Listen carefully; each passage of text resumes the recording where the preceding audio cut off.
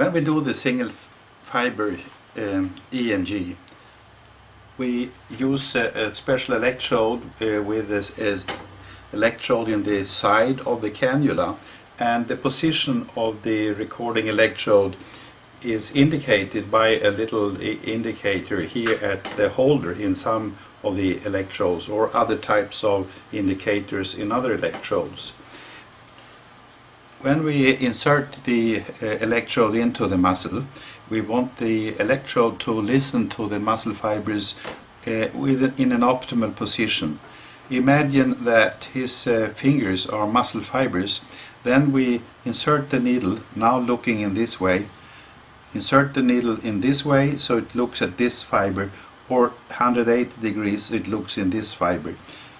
Not 90 degrees misrotated, because then it looks into the space between the muscle fibers. We still record action potentials, but they are a little lower in amplitude.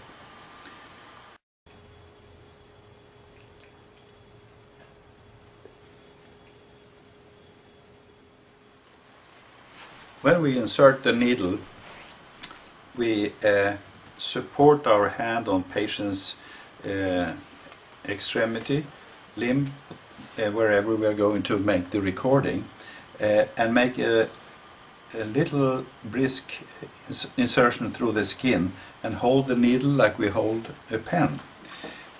Then we ask the patient for a slight voluntary activity again.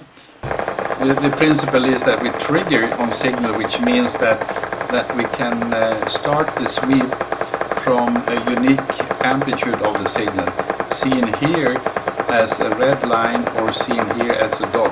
And everything that is below this line or above this one will start the sweep.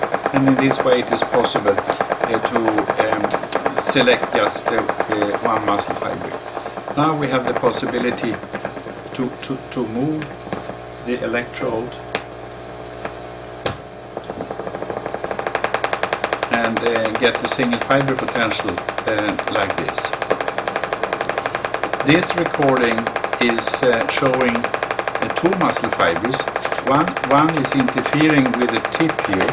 That can probably better be seen when we superimpose a few, and one can see some variation from one discharge to the other.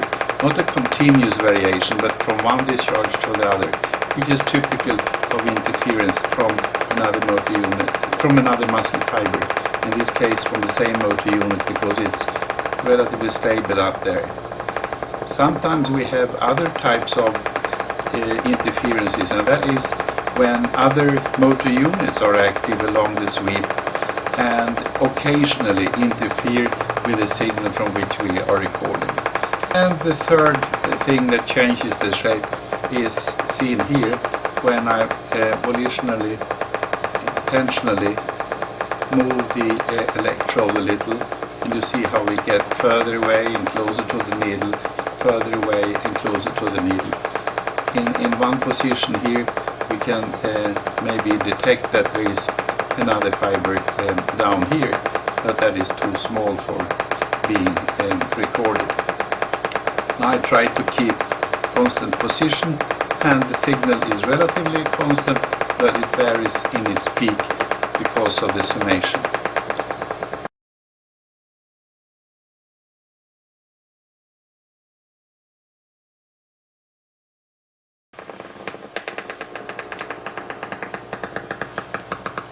Here is an example of a damaged fiber. You see a triangular face that went away there. We have damaged one of the muscle fibers.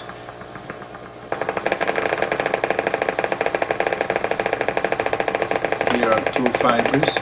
When I superimpose, I can see the jitter, and the triggering signal is stable, and the jittering one has a parallel shape, and the jitter is displayed as a variation in the timeline, x-wise.